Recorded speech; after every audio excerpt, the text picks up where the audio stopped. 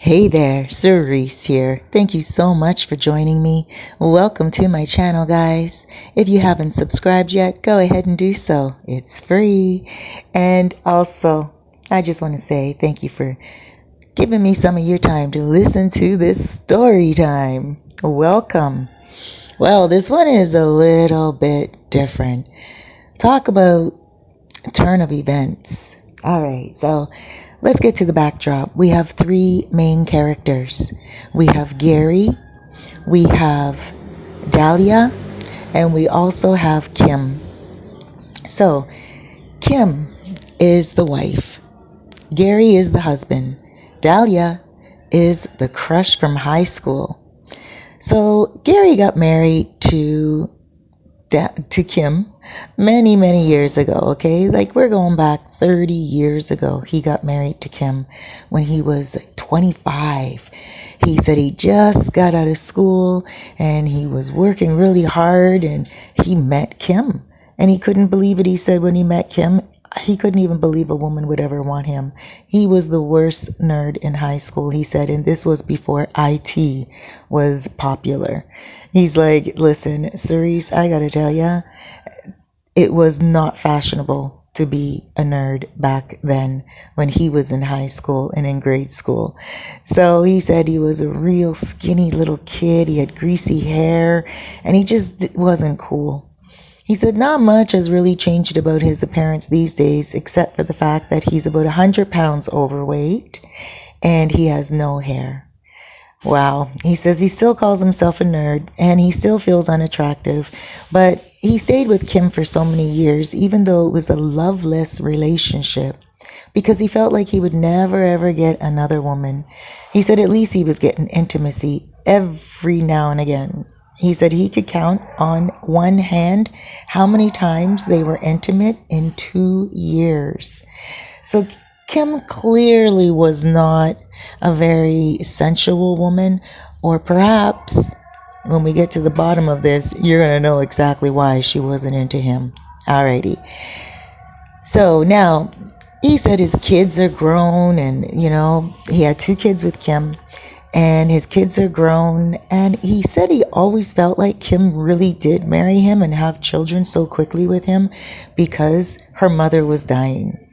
He said her mom was dying of cancer, stage 4 cancer, when he met Kim, and Kim promised her mother that one day she would get married and have grandchildren. The mother kept pushing and pushing. Kim told Gary, she told her mother she had an imaginary boyfriend, because she didn't have a boyfriend, and she asked Gary to marry her and to have children. And he was like, yes. He said, sure, why not? It sounds like a pretty good time to do it. So he did it with her, and they had the children. He said as soon as the children were born, as soon as the mother died, he became a fourth wheel. Well, that doesn't really make sense. Fourth wheel sounds good.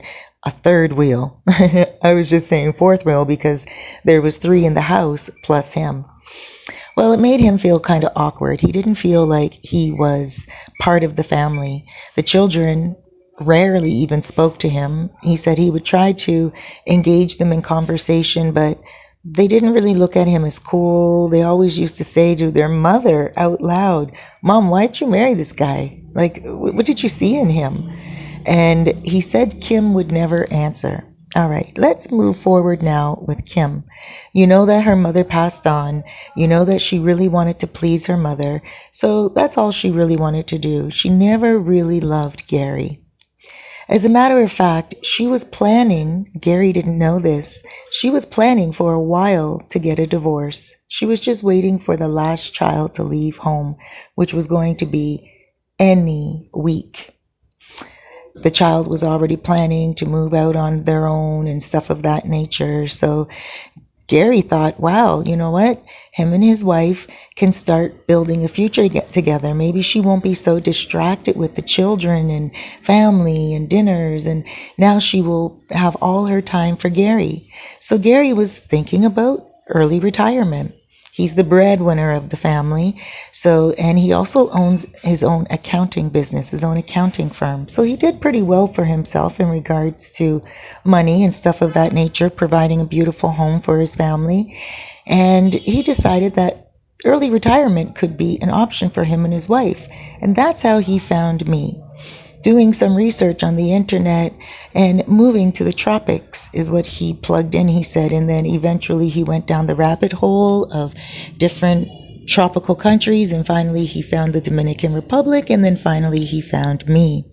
And he said initially he was watching my channel because he wanted to show his wife that women are doing it on their own coming down here, just in case she was going to be a little apprehensive about moving here. So once he decided on this place, he started to check out all us vloggers, and he started to really enjoy story time. And that's why he's sending me this story. So now he's contemplating his relocation, and he, he said he's at home one night. This is how it all started now. He's at home one night and he's watching TV. And on the television, they're talking about their loves from high school. Their high school sweethearts or their high school crushes. And he had a high school crush. He said when he was in grade 9, he had a high school crush on Dahlia from grade 9 to grade 12. He said during year 12, she still didn't see him. She still didn't recognize him at all. She didn't even know him. He'd walk down the hall and she wouldn't even look his way. And then he said what he did in the last year of high school was he decided he was going to use that year to clean himself up, make himself cool, and get her. So the first day of school, he started to write love letters to her, but he didn't give them to her. He left them in like a book.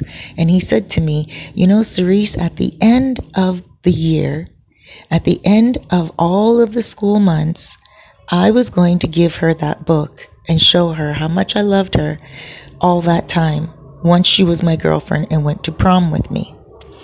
Well, prom came.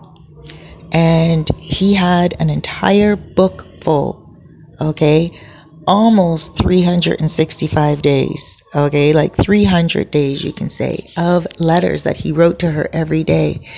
Letters like, Dahlia, this beautiful pink shirt you have on today, I can tell it's new. I've never seen you wear it before. It matches so beautifully with your black hair. Like little things like this he would write, and little things that he thought she would really adore. He did not give the book to her, but he did keep it. He put it in his memory chest in his mom's house, in his mom's basement. And he said one day he might be able to give it to her. And he was watching this program and he was like, you know what? Let me look Dahlia up. So what did he do? He looked her up on the internet and he found her on Facebook. And when he found her, he saw that she's a real estate agent. So he thought, oh, wow, this is perfect.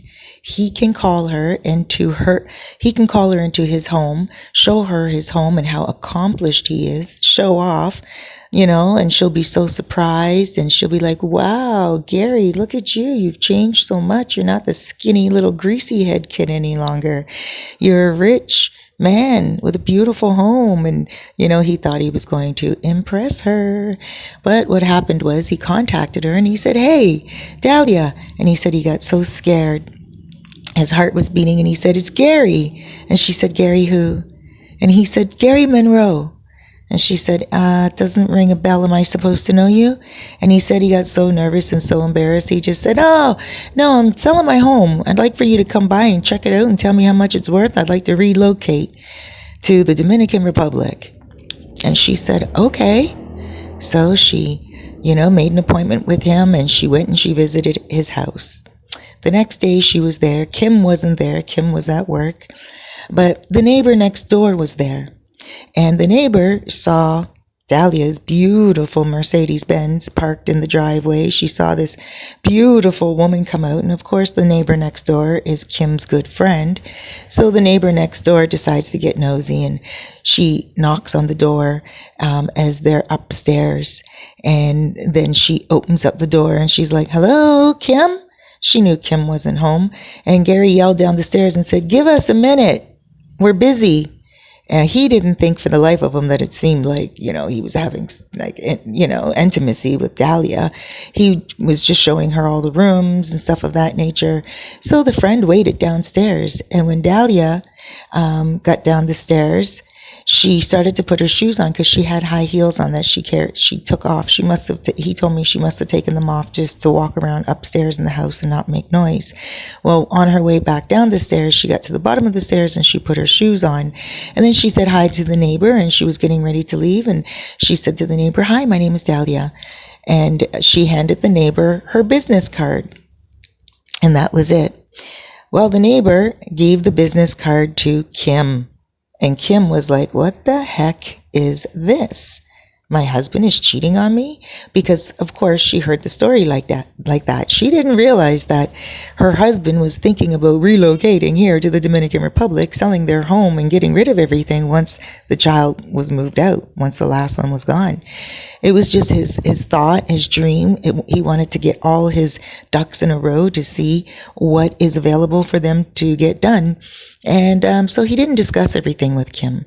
Well, Kim used this as her fuel for divorce. And she was just so thrilled. She was happy. He said to me, "Cerise, she didn't even mention anything about it. But this is what happened. She contacted Dahlia." He knows the story now because Kim told him everything now. But at this point, he had no clue.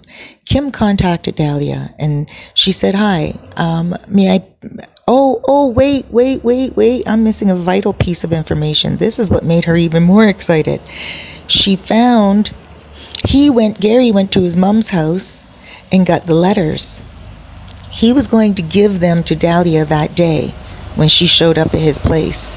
He was going to say, "Here, just for the heck of it, I just want to give you this book. I wrote these letters about you when I was a kid, and I thought, wow, why don't I just give them to you? It might be some nice memories for you. There's some things in there you might remember that happened in the hallway, when this happened, that happened." And he thought he would just if anything, it would be a memory book for her. And then he realized that it could be a little creepy, so he didn't give it to her when she was at his place. She didn't even remember him. Even when she seen him in person, she didn't even remember what he looked like, never mind his name.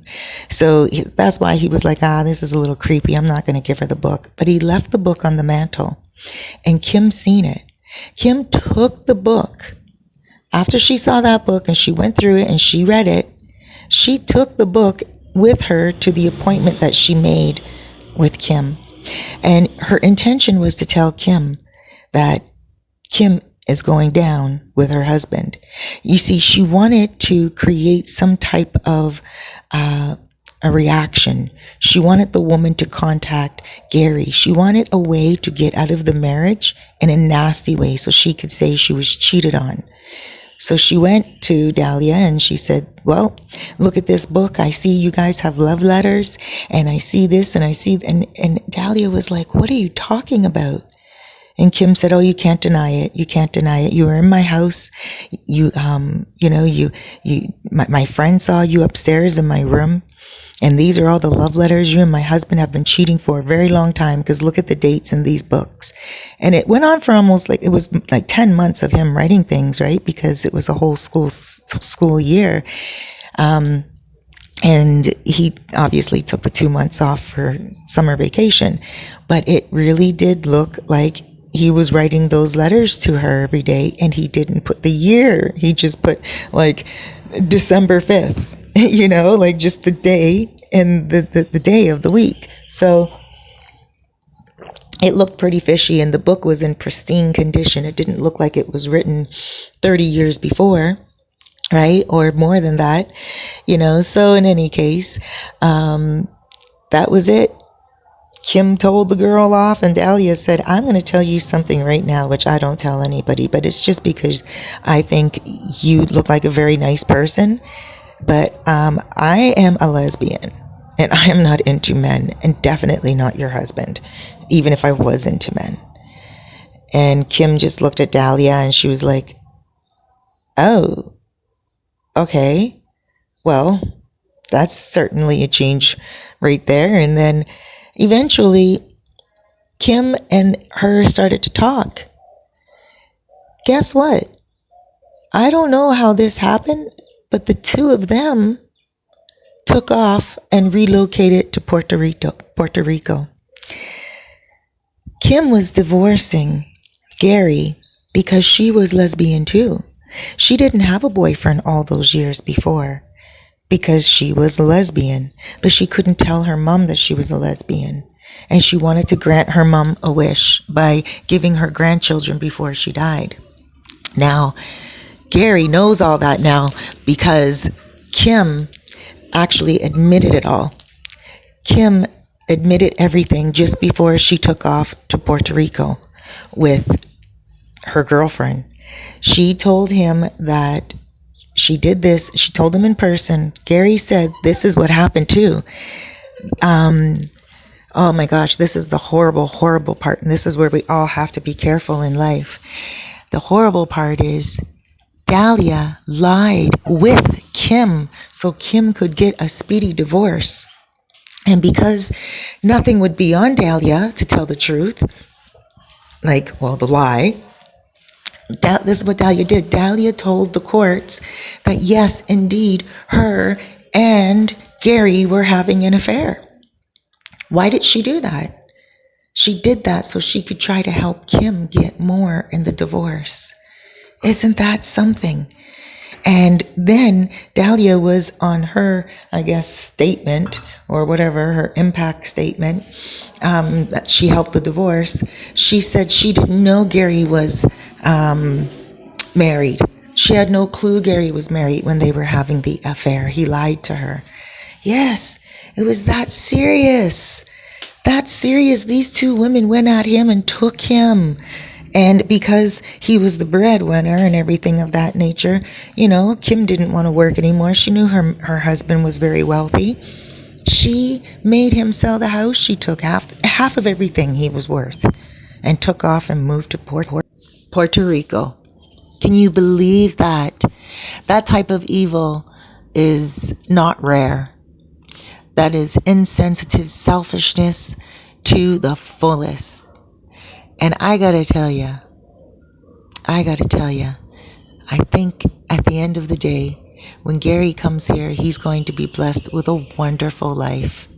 And I said to him, when you relocate here, you're going to find people who are very honest, people who are very down to earth. You will find other expats who are trying to live the same life, and you'll find locals who will help you do that. So guys, I just want to say, be careful out there. Don't go looking for problems. He went looking up his ex-crush and all that. And, he probably had some ulterior motives as well. So there's a little karma there, but not the type that he got. That's why I'm thinking he's going to be blessed in the long run. He didn't go after her for lying in court. He didn't try to do anything. He didn't try to tape her. He told me, he was like, Cerise, I just told her, let everything go. Just let it all go. He never felt love for all those years anyway. And he said at least he got 2 kids out of it in between. He said he's not the type of person that would probably have any kids if he didn't have them with Kim. So it was a blessing for him too, because he said he's just this is what he said, which is really sad. So let's pray, guys. Let's pray for him. But he said he's so unattractive that he would never have met a woman to have children with him anyway. And he said, and especially not a woman as pretty as Kim. He also said that his children are really gorgeous, and it's only because of Kim. So he said he's all happy about that. And I guess that's that, So guys, that's story time. Thank you so much for joining me again. If you're looking to come on down here to the Dominican Republic to relocate yourself, give me a shout. 829-702-7726. My name's Cerise Fairfax. Thank you so much for subscribing and also hitting that like button. Go ahead and have yourself a wonderful day. Huge hugs, loads of love, and big blessings.